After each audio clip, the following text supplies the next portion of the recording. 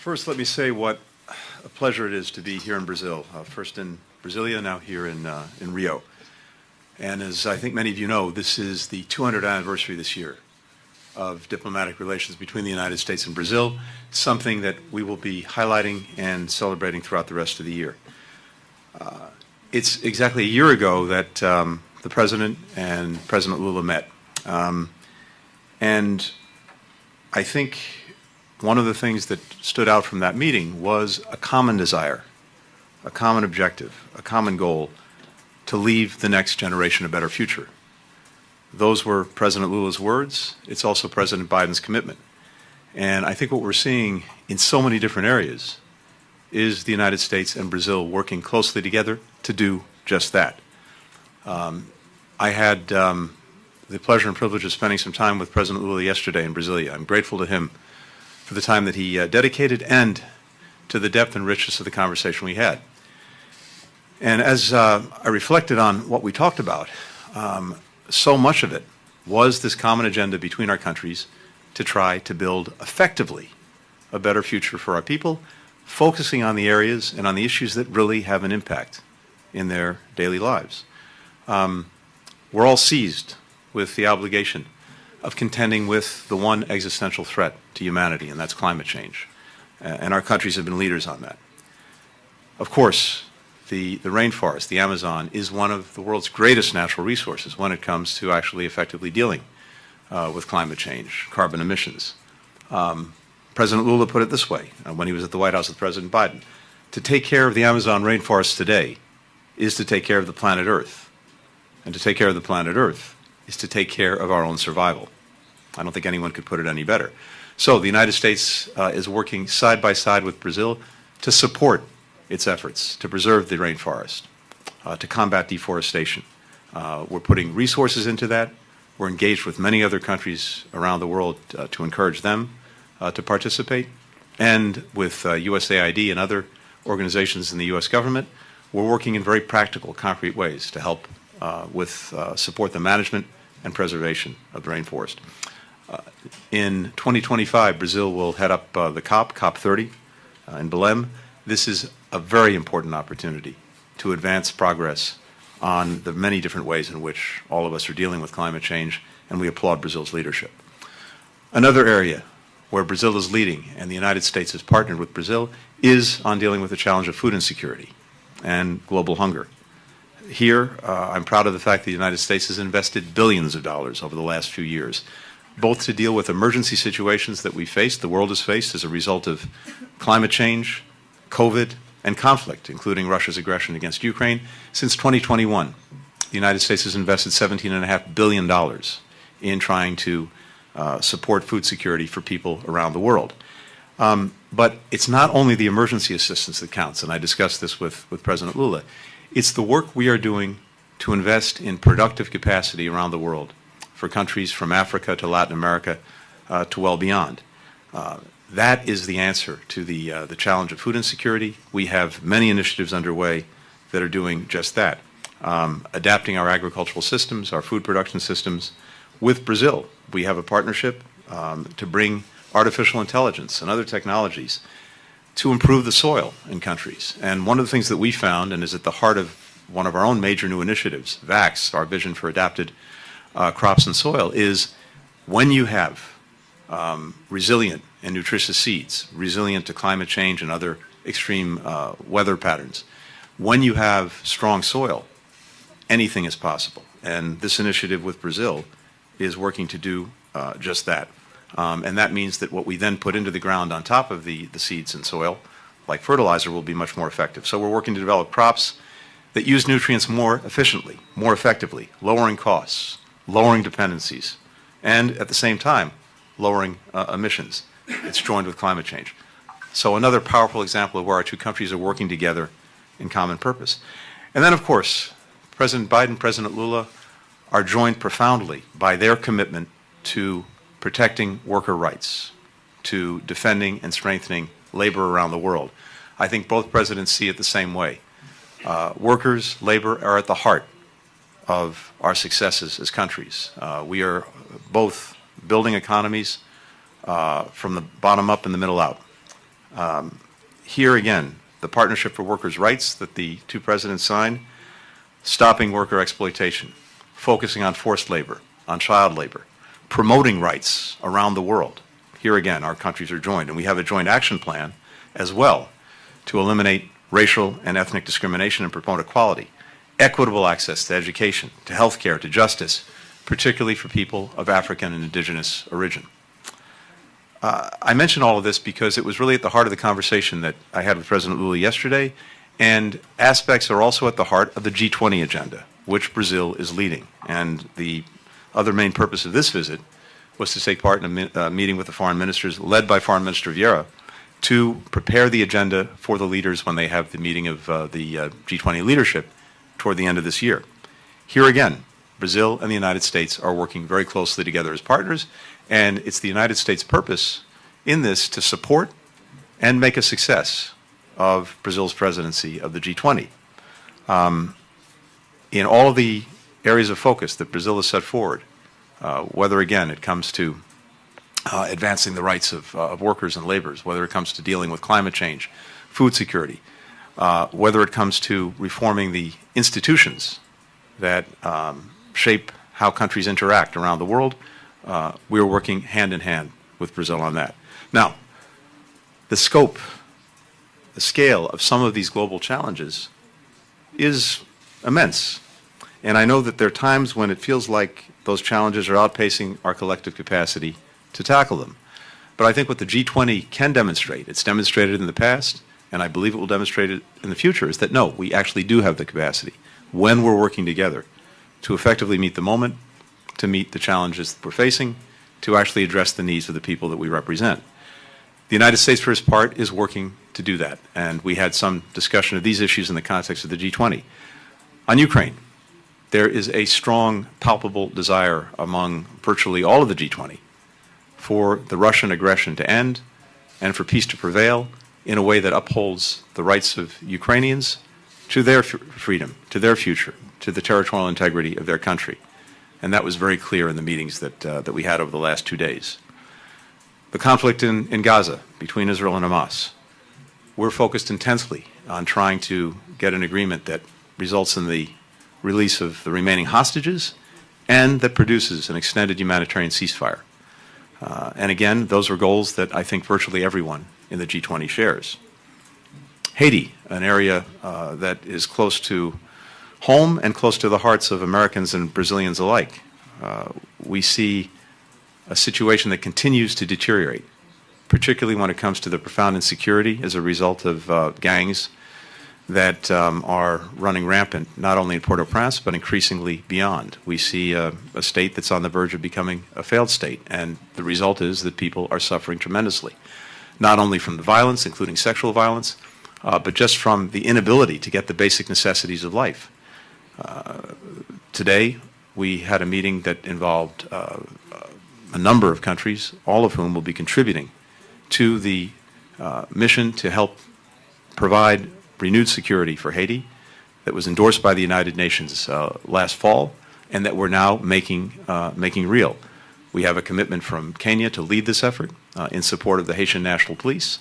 And today we had, as I said, a meeting with well more than a dozen countries, each of whom is contributing or plans to contribute significantly to this mission with personnel, with equipment, with training, and with financial resources. And I think today we had at least another $120 million committed to that effort.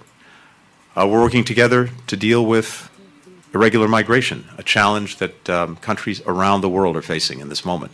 This is, simply put, a challenge of historic proportions. We see more people on the move now around the planet, not only in our own hemisphere, but around the planet, more people than ever before since we've been recording these numbers. But here again, we're working collectively to try to address the challenge. And then in so many other places around the world where there is conflict, where there is insecurity, the United States, working with other countries, is trying to make a change and trying to make a difference, whether it's in Sudan, whether it's in the eastern DRC, Ethiopia, Somalia.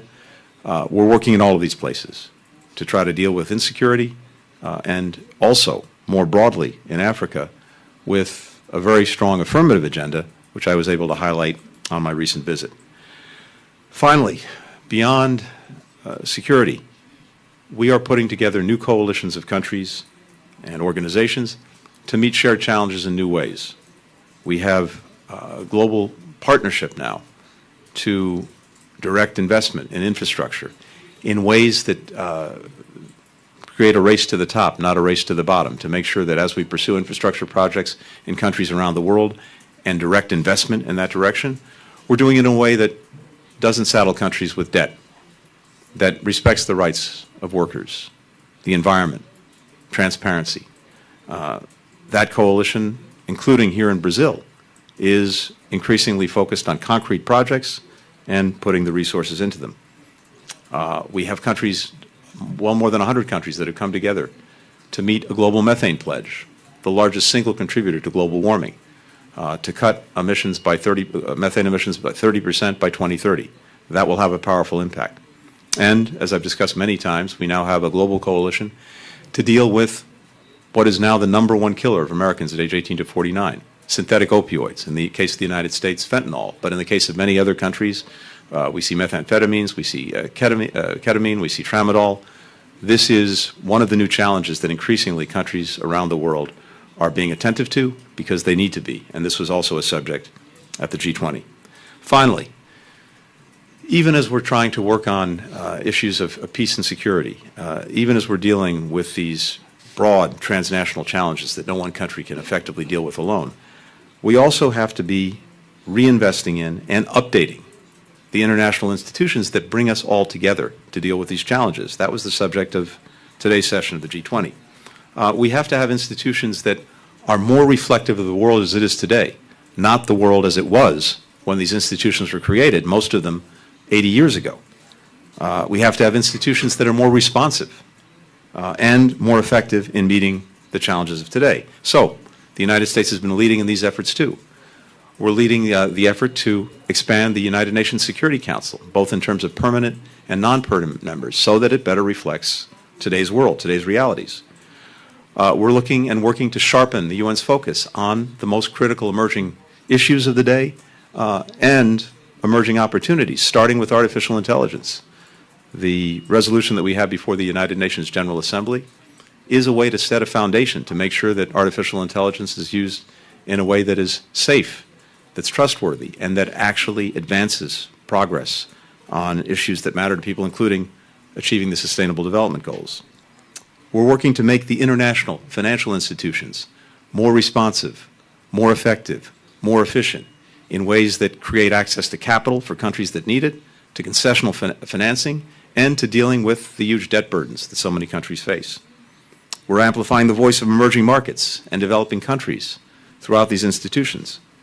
And we're working as well to mobilize private capital to make sure that it's directed at the right places, in the right ways. In all of these ways, the United States is helping to lead the effort to make sure that the institutions that bring us together and where we're working together are more reflective of today's world and more effective in meeting its challenges. This is, in so many ways, a moment of tremendous testing for all of us. In the more than 30 years that I've been engaged in these issues in government, I can't think of a time when there's been a greater multiplicity, a greater complexity, a greater interconnectedness of the challenges we're facing. And I think that only underscores the importance of doing more than ever before in working together, in cooperating, in coordinating, in communicating. The powerful reality is this: no one country alone has the capacity to deal with these challenges effectively. But when we work together, when we focus our efforts on common goals, I think we've demonstrated in the past, and we will demonstrate in the future, that there's nothing we can't actually achieve. Thank you. We'll first go to Courtney McBride from Bloomberg News.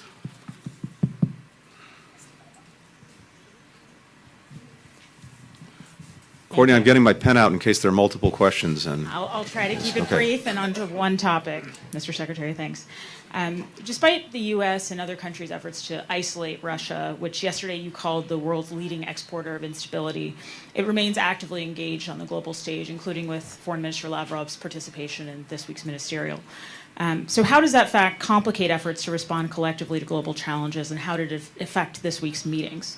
And then continuing on Russia, President Biden said that new sanctions are coming tomorrow in connection with the 2-year anniversary of the full-scale invasion of Ukraine, as well as the death of Alexei Navalny. The Kremlin reportedly has warned Navalny's widow not to return to Russia, and his mother is complaining that the Russian government is pressuring her into a secret burial. How did the U.S. and its allies and partners hope to influence or alter Russia's behavior when previous sanctions have not had that effect? And further, is a state sponsor of terrorism designation a possible way to further influence Russia? Thank you. Great. Thanks, Courtney. So first, I think, again, if you were in the room over the last 2 days, when it came to, for example, the discussions that we had about the Russian aggression against Ukraine, and not just against Ukraine, against the very principles that are at the heart of the international system that we were here to talk about and hopefully to strengthen. I think if you're in that room, as Foreign Minister Lavrov was, you heard a very strong chorus coming from, not, as I said, not just the G7 countries within the G20, but from many others as well, about the imperative of ending the Russian aggression, restoring peace, making sure that Ukrainians are the ones who decide their own future, preserving the territorial integrity of the country. That's increasingly clear. So I think, in a sense, it's actually quite a useful reminder to Russia about what virtually the entire world thinks of this aggression and the strong desire to see it end. And again, there are 2 reasons for that. One is the fact that it's an aggression against the principles at the heart of the system. The other is that it's had consequences for countries and people around the world. Rising food prices, rising energy prices that have afflicted people largely because of this Russian aggression. Now, we've been able to address that in increasingly effective ways, including Ukraine, by pushing the Russian Navy back and getting access to the Black Sea again. Exports to the Black Sea from Ukraine now exceed what they were before the Russian aggression in February of 2022. But I think countries around the world are seeing the impact it's having on them, and it's another reason they want it to stop. In terms of new measures and additional sanctions, stay tuned. They will be forthcoming.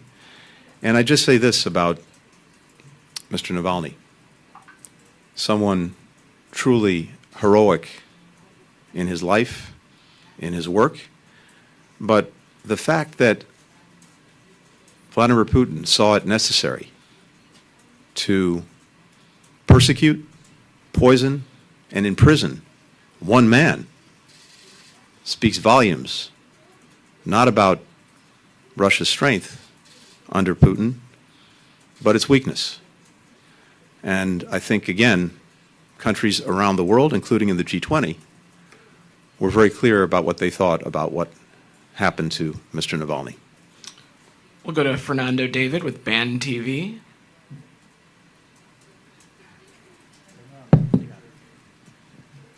Hello, Mr. Secretary. It's a pleasure to have the opportunity of address you. Thank you. I'd like to ask you, what is your personal opinion, not the United States, but yours, Mr. Blinken, about President Lula's statement comparing the situation in Gaza with the Holocaust? And in addition, if you believe that this kind of statement could spoil, frustrate the Brazilian government plans of presented at these 2 days of G20, especially the deep changes proposed in the UN Security Council with the inclusion of another country such as Brazil. Thank you. Thank you very much. First, let me repeat something I said a few minutes ago.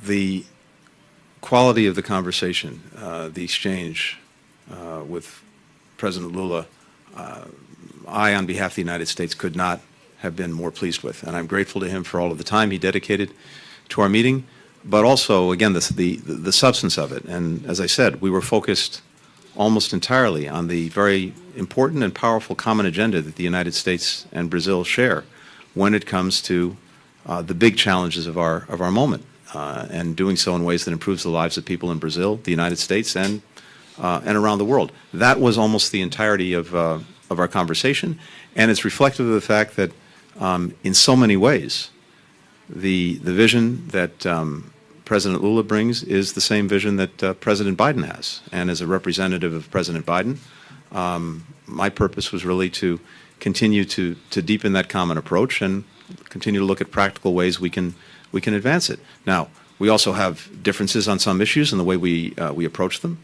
And on this particular question, obviously the comparison of Gaza to the Holocaust, we profoundly disagree.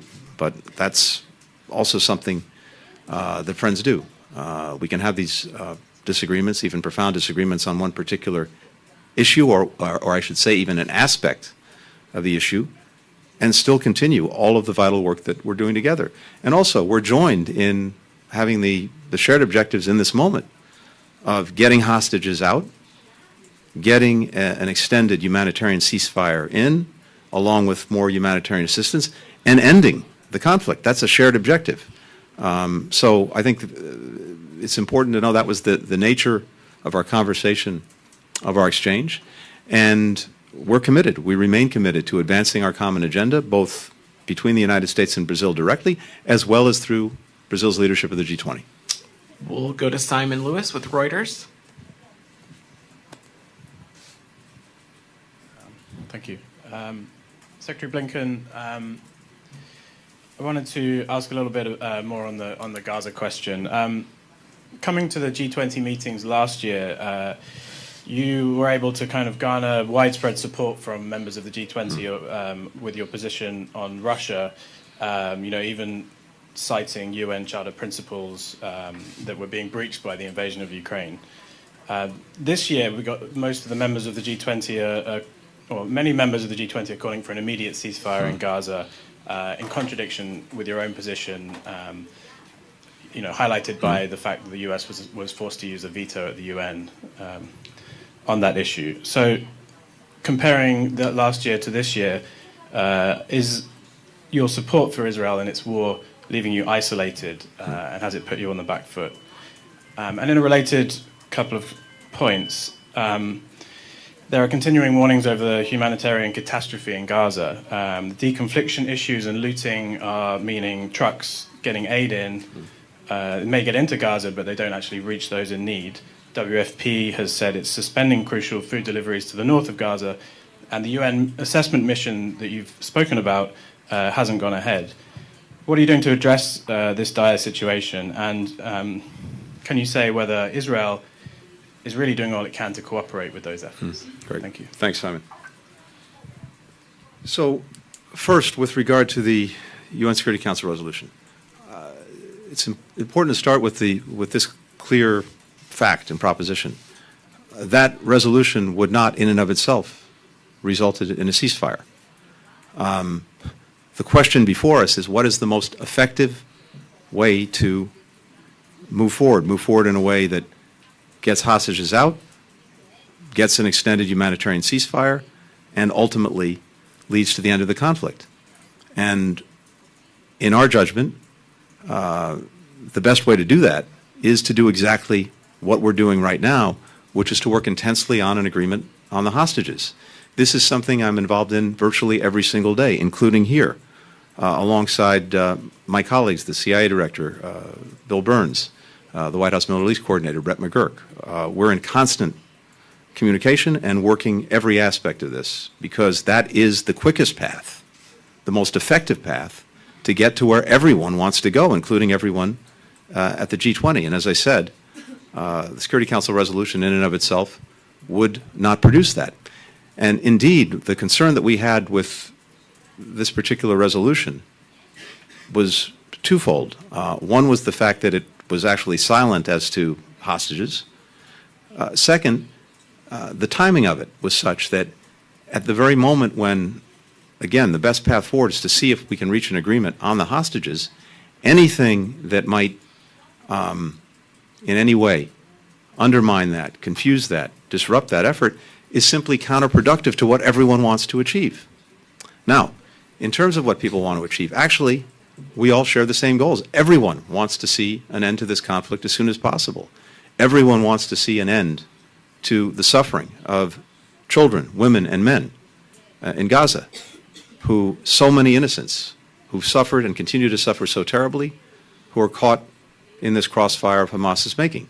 We all want to see that end as quickly as possible. And I think all of us are united in wanting to see, after Gaza, the path forward to a genuinely durable, sustainable peace, to make sure that this never happens again for Israelis and never happens again for Palestinians. So we're united in that. And again, in terms of some of the particulars, everyone supports trying to reach a hostage agreement. Everyone supports having an extended humanitarian ceasefire to allow that agreement to go forward, as well as to dramatically increase humanitarian assistance. Everyone supports finding a way to end the conflict and move to this path to a durable solution.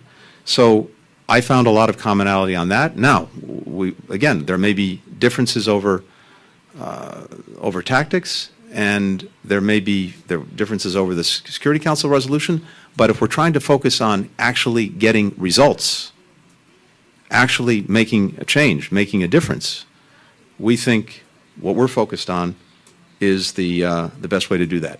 In terms of assistance getting in, what I can tell you is this. There are two things that are a challenge.